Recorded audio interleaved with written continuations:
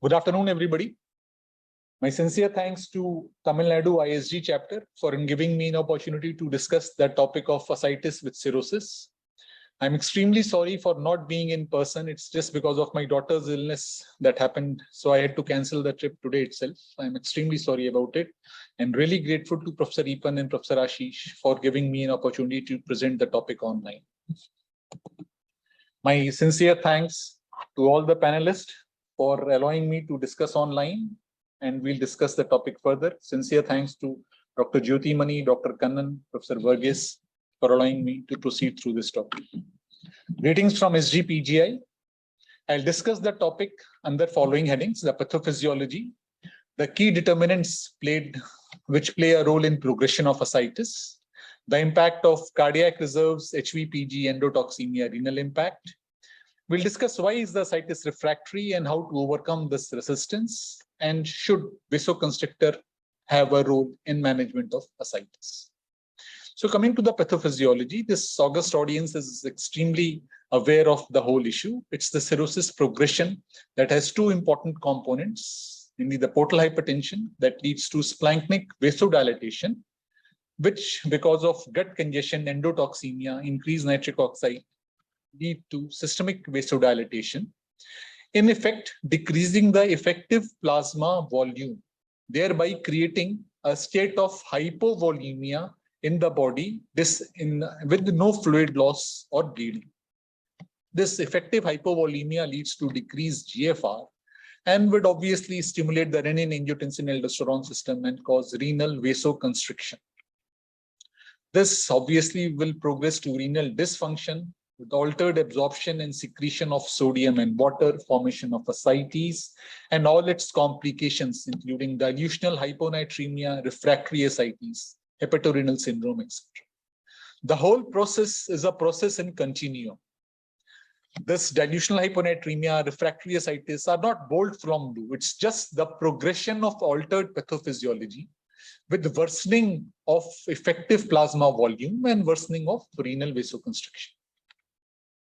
So this is the same thing that is diagrammatically represented. A normal effective blood volume in a compensated cirrhosis worsens with time. Initially, the body tries to compensate because with increased activation of renin-angiotensin-aldosterone sympathetic nervous system, ADH, to maintain an effective arterial volume. But with the progression of disease, there comes to a state where the activation of renin-angiotensin and aldosterone system and sympathetic nervous system are unable to compensate, and we reach a state of effective hypovolemia with increased splanchnic arterial vasodilatation and overall decreasing systemic vascular resistance associated with it. This obviously leads to decreased MAP, decreased renal perfusion, and GFR as the disease progresses.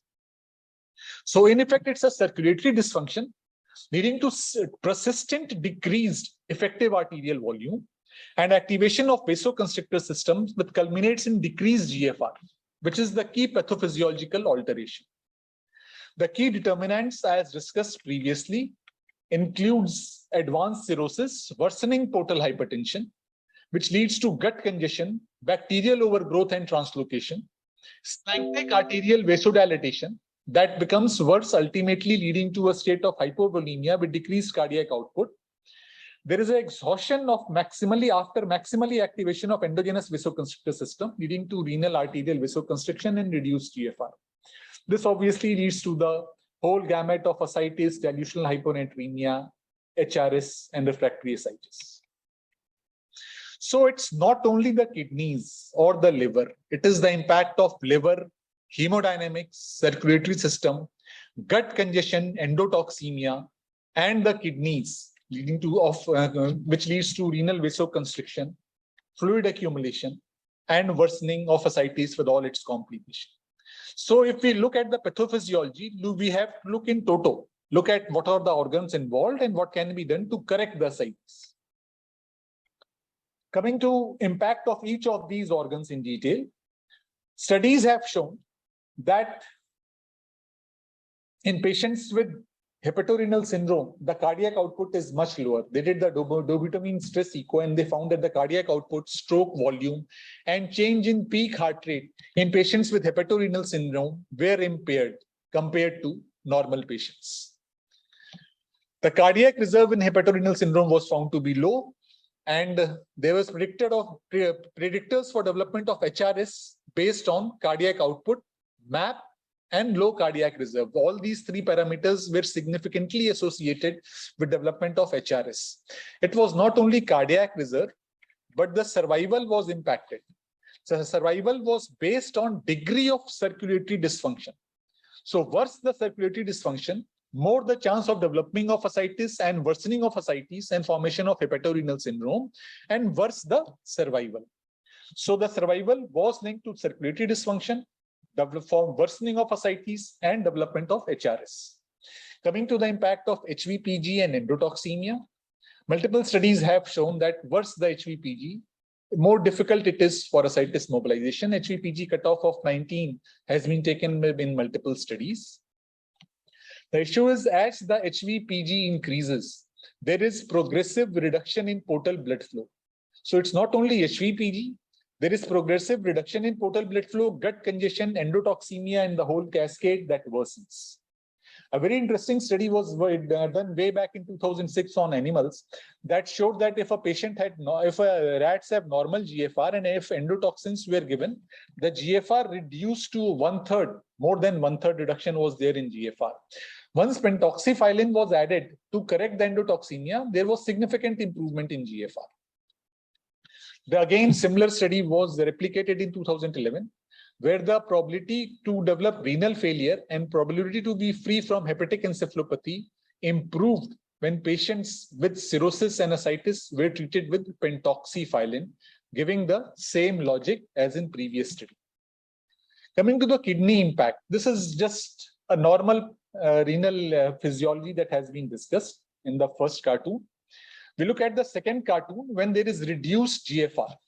Obviously, there is reduced GFR, there is renal arterial vasoconstriction because of angiotensin II. There is more and more of water absorption from the descending limb of loop of Henle, more and more concentration of urine, increased ADH secretion that happens, leading to more and more water absorption in the collecting ducts. Obviously, studies have shown that progressive release of renin-angiotensin-aldosterone system happens, and as the ascites worsens and there is onset of HRS, renin and norepinephrine levels are very, very high. So all these levels, actually when the ascites forms, only the plasma renin, norepinephrine, and ADH levels go up. The body perceives it as a hypovolemic state and tries to conserve water. This is very important. There is a persistent hypovolemic state that body perceives once ascites formation happens and as ascites progresses. So why is the ascites refractory? Ascites, diuretic resistant ascites or refractory ascites basically happens in advanced cirrhosis. It is accompanied with marked neurohormonal activation with very low urinary sodium excretion, despite maximally tolerated dose of diuretics. It's almost akin to a pre-hepatorenal syndrome and obviously has a poor prognosis. Refractory ascites can be resistant, intractable, or recidivant. I'm not going into details in most of them because the august audience is aware. It's resistant is response to a particular dose of diuretic, that's 400 mg furosemide and 400 mg L-lactone, 160 furosemide, but we hardly are able to reach this dose in clinical practice. Complications are basically AKI and encephalopathy, and recidivant is recurrence of ascites at 3 or more occasions within a year. So why is there resistant to diuretics? Resistant to diuretics are basically because of hypovolemic state and reduction of furosemide to the point of action. Furosemide acts basically in the tubules only when it is actively secreted in the tubules. So the pharmacokinetic resistance is based on contraction of ECF volume or the hypovolemic state that body perceives, and sodium excretion comes down. So even after increasing the dose from level 1, 2 to 3, the sodium excretion decreases because the ECF volume contracts. This is also known as the breaking phenomena. And then there is pharmacodynamic resistance. It's a shift of dose response curve to right and downwards. It's basically because of the impaired hypovolemic state. Because of that, less and less of furosemide is excreted into the tubules. And obviously, GFR is impaired. So how to overcome this resistance? Grossly, this is the pathophysiology. Worsening of portal hypertension, splanchnic vasodilatation, hypoalbuminemia, systemic vasodilatation. The ultimate effect is reduced GFR. How to overcome GFR? Studies have shown, studies and guidelines do suggest that if urine sodium is less than 10, stop diuretics. The issue is not about stopping diuretics. Issue is how to improve the reduced GFR. Should there be a role of vasoconstrictors to improve the reduced GFR so that diuretics may act more effectively? So the role of diuretics and vaptins. If we look at LVP and the rate of PICD formation, we see that albumin has been shown to be very effective. Albumin increases the intra-oncotic pressure, improves the GFR and the intravascular volume, reduces the PICD incidence. Studies have also shown that terlipressin is almost equally effective to albumin for reducing the incidence of PICD. Similarly, studies have shown that NORAD is as effective as albumin to reduce the incidence of PICD. So in a nutshell, either increasing oncotic pressure or using vasoconstrictors like NORAD or terlipressin, or maybe a combination of both, would help to reduce the incidence of PICD. Both of them, oncotic pressure and vasoconstrictors, would improve the GFR. Midodrine, an oral agonist, has also shown to be non-inferior to albumin with no difference in mortality when midodrine was used versus albumin to look at the impact of LVP. Long duration midodrine did improve renal perfusion and sodium excretion. Midodrine, being an alpha-1 agonist, increases the splanchnic and systemic vasoconstriction, ultimately having an impact on GFR. Coming to vaptins, there was a lot of interest when vaptins initially came. But if you look at the meta-analysis of more than 2,250 patients, vaptins was found to be safe. Looking at the impact of vaptins, vaptins showed improvement in serum sodium to the tune of 2 millimoles per liter. Change in body weight happened to the tune of 1.8 kgs.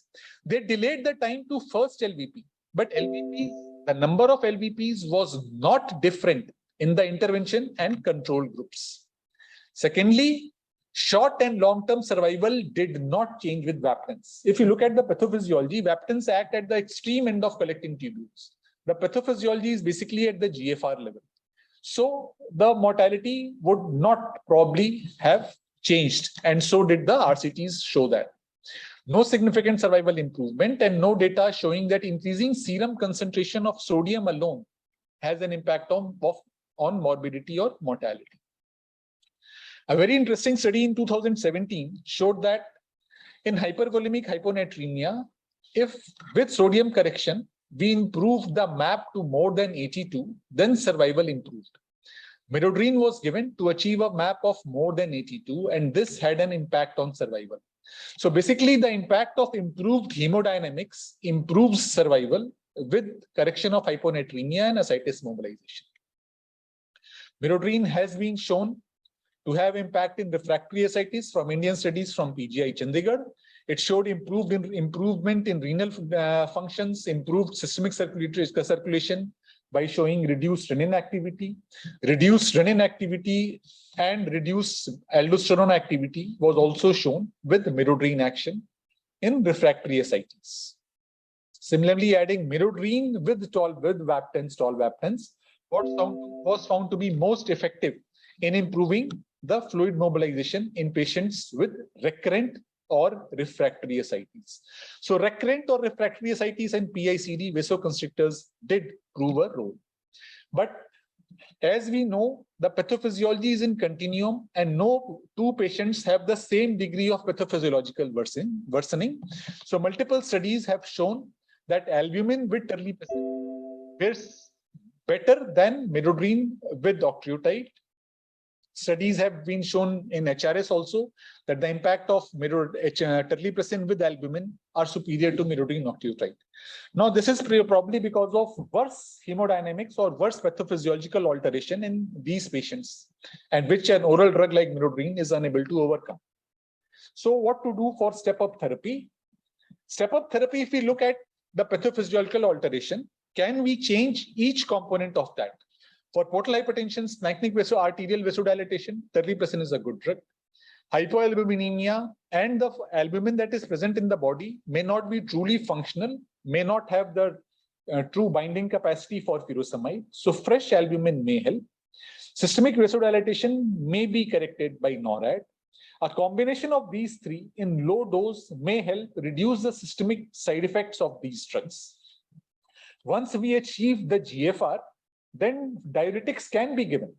Diuretics may help improve ascites fluid mobilization, and a dose of furosemide and the GFR can be monitored by renal artery resistive index. We aim to achieve an RA-RI of less than 0.7 and achieve a urinary sodium of more than 80 millimoles.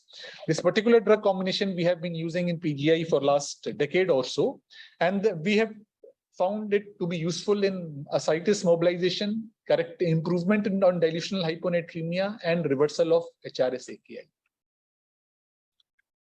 This study, we did the study for ascites mobilization with AKI in patients with ACLF with the same protocol. We showed significant improvement in cardiac hemodynamics, both peripheral and cardiac parameters, peripheral including MAP, systemic pressures, systemic vascular resistance, and SARI, and all the various cardiac parameters significantly improved once ascites was completely mobilized with albumin vasoconstrictors and furosemide therapy. We also looked at the cytokines before and after fluid mobilization in ACLF.